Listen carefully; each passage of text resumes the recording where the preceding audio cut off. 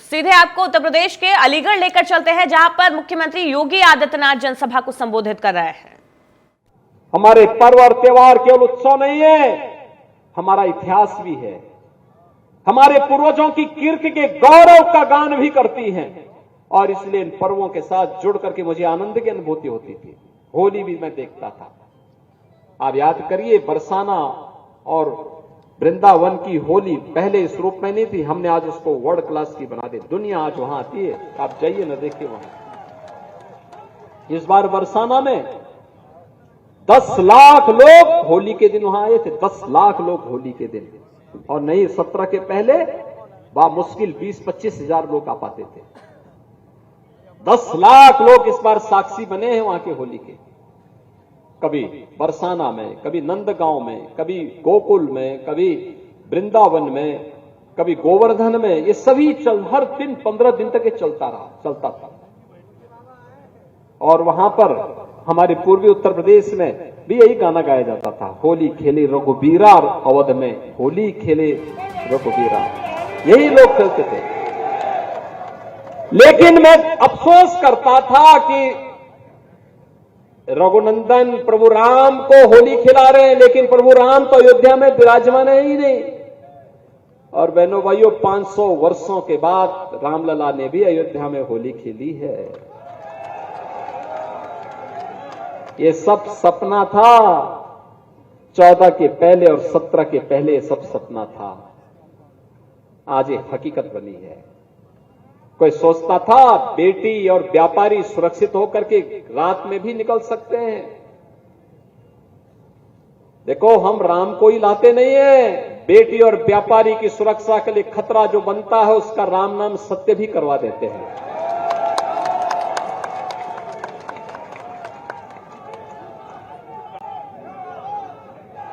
प्रभु राम का नाम लेकर के जीवन यापन करते हैं।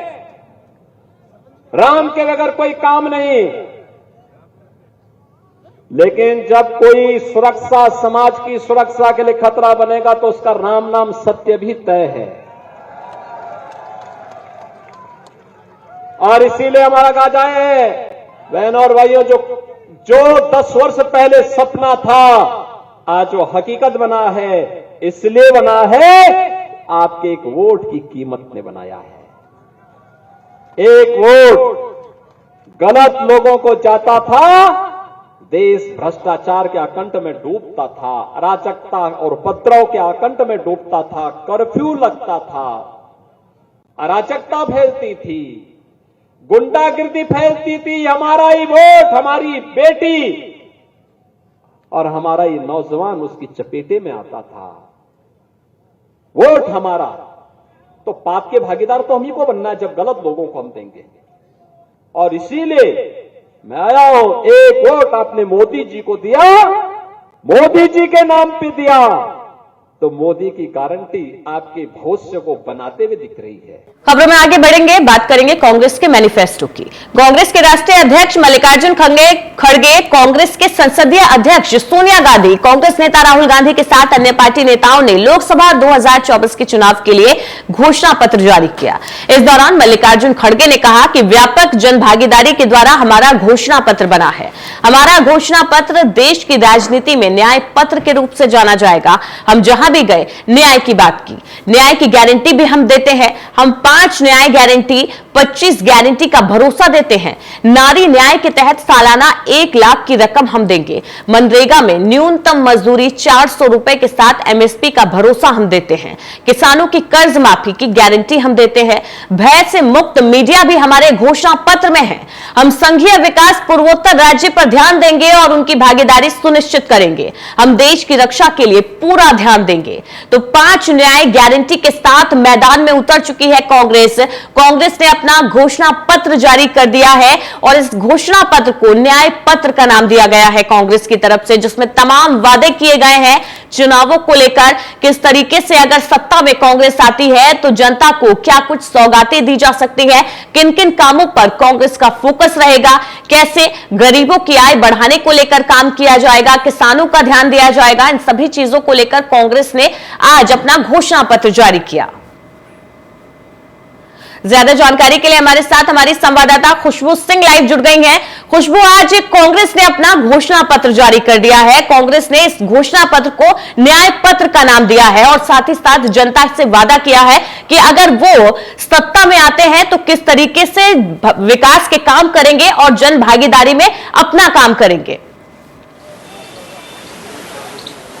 जी जी, बिल्कुल। आज कांग्रेस ने अपना घोषणा पत्र जारी कर दिया है, जिसको कांग्रेस घोषणा पत्र ना बता के न्याय पत्र बता रही है। कांग्रेस का ये कहना है कि ये हमारा घोषणा पत्र नहीं है, ये हमारा न्याय पत्र है। जो अभी इस सरकार के द्वारा लोगों पे अन्याय किया जा रहा है, उसको लेके हम ये अपना घोषणा पत्र लेके आए हैं, और जिसमें हम पूरे समाज के और समाज के हर वर्ग के न्याय की बात कर रहे हैं। जैसे कि और इससे पहले कांग्रेस ने अपनी जो 5 न्याय 25 गारंटी वाला जो एक डोर टू डोर कैंपेन शुरू किया है, उसमें भी इस घोषणा पत्र को और इस न्याय पत्र को ही उसमें भी बढ़ावा देने का काम किया जा रहा है। जैसे कि न्याय जो महिलाओं के साथ कहा जा रहा था कि महिलाओं को रोजगार में अवसर नहीं मिल रहे हैं, तो कांग्रेस का कहना है कि मिनिमम 50% जॉब में 50% महिलाओं की भागीदारी होगी, और महिलाओं को महिलाओं के लिए बड़ी योजना का ऐलान किया गया है, जिसको महालक्ष्मी योजना कहा जा रहा है। महालक्ष्मी योजना के तहत हर महीने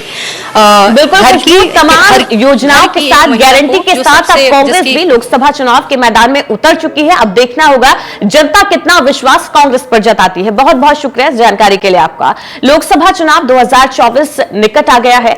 जम्मू कश्मीर में धारा 370 हटाने और देश में सीएए लागू होने के बाद जम्मू कश्मीर में इस चुनाव पर कितना प्रभाव डालेगा, इसी को लेकर टीवी 27 न्यूज से सोहेल काजमी जेके वक्फ बोर्ड मेंबर की खास बातचीत हुई। लोकसभा चुनाव 2024 को लेकर उन्होंने कहा कि जम्मू कश्मीर की जनता काफी देर से चुनाव का इंतजार कर रही थी और अब वो दिन आ गया है जब जनता मतदान करेगी और अपना प्रतिनिधि चुनेगी। देखिए, जम्मू कश्मीर में उसी तरह जा रही है जैसा पूरे भारत में, क्योंकि पार्लियामेंट की इलेक्शन जो होती है उसके मुद्दे, उसका जो कंटूर होता है वो टोटली डिफरेंट होता है असेंबली इलेक्शन से, क्योंकि यहाँ से जो चुने हुए नुमाइंदे वो सीधा पार्लियामेंट में जाएंगे।